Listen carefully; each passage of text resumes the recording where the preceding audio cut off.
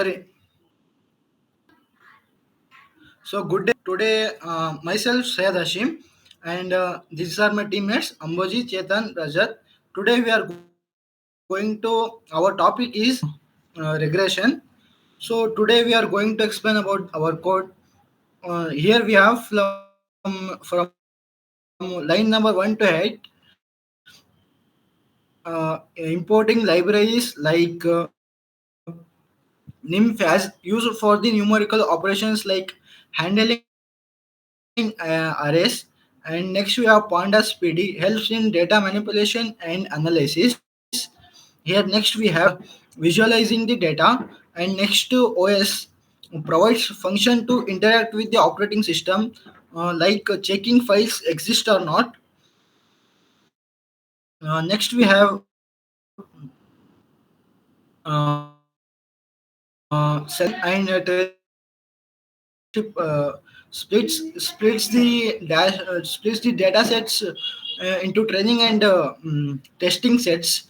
So these are the libraries which from line number 1 to 8 we have. Next, from line number 13, we are going to check if the CSV file is existing or not. So the script sets the name house if the file existing using os path.exists. So if the file does not exist, it prints a message and proceeds to create a sample data sets. Next, from line number 14 to 30, we have creating a sample data sets. Like the data sets are for giving the inputs and retrieving the outputs. So here the script is manually defines a dataset feature. For example, we have ZN, index, etc. The values are like representing data points for each features. And next, these datasets is a small sample from the housing datasets commonly used in the regression problems. Next, we have from line 31 and 32 creating and saving the data frames. Like data frames converts the dictionary data into panda data frames. And next saves the data frames to a CV file named housingdata.cv. So from line number 33, my friend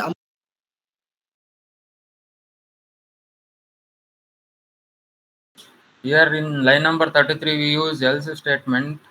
Convert the data directionary into a pandas data frame. This is done only if the CVS file does not already exist. In line number 34, saves the generated data frame as a CSV files housing dash underscore data dot CSV. In index is equal to false, ensure that row indicates are not included in the files. Next, in the line number 36, if the CSV files already exist or loaded it into the data frames, print a message confirming that the dataset has been loaded. In line number 41, here it prints the data set information to understand its structure. Data frame dot information gives column names, nulls, and data types. Data frame dot add displays the first 5 rows of the dataset which we have assigned above. Here purpose of using is that the dataset is available for either creating or loading it and provides an overview of the data frame performing machine learning tasks. In less in line number 46 to 52, we are creating a training two different machine learning models, linear regression and decision tree regression. Here is a simple breakdown from line number 46. Creating a linear regression model, linear LIN underscore regression. In here we use train the model using the training data. X train, Y train. Predict the target values like predict the target values like Y underscore predict regression for the test data. In line number 51 to 52, create a decision tree regression model with a fixed random state for reproductivity.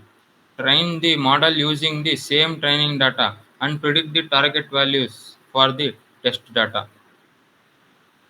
Thank you. Next, Chetan will continue. Thank you, Amboji.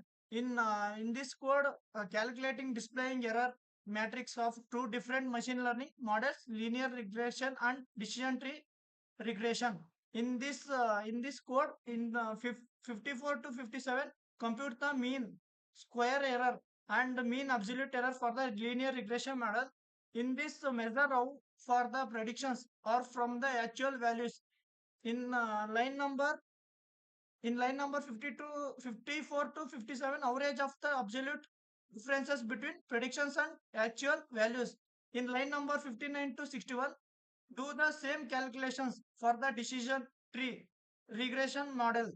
In line number 63 to 66, print out the MSC and MAE values for both models. And it helps for the compare the models to see which one is performing better, and lower value indicate better performance and higher value is indicate lower performance. Next, Rajat will continue this code. Myself, Rajat Ashek.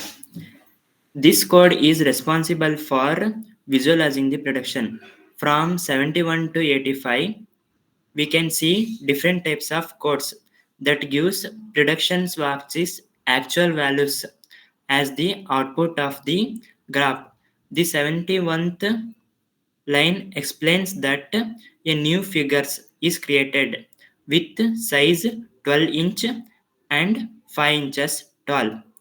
And in 72, one row, two columns, selecting the two subplot for linear regression. And 74, 75, and 76 lines describes the actual price, predicted price, linear regression predictions. And the line number 78 describes one row, two columns, and two selected plots, where 18th line describes actual prices, 81st line describes predicted prices, and 82 line describes decision tree predictions. In 84 and 85 line, this shows the entire output of this code, and 87 and 91 codes are used for comparing linear regression performance and decision tree performance. In this, we see the output of this code.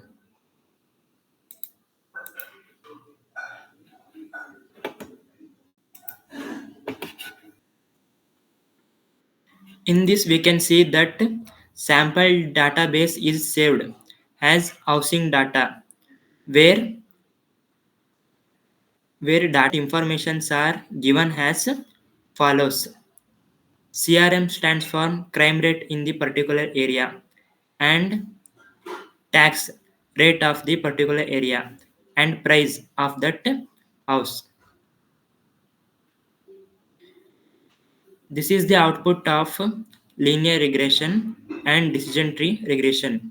In linear regression, we see a graph has blue colored dots. Decision tree prediction, we can see the red colored dots. These are the outputs.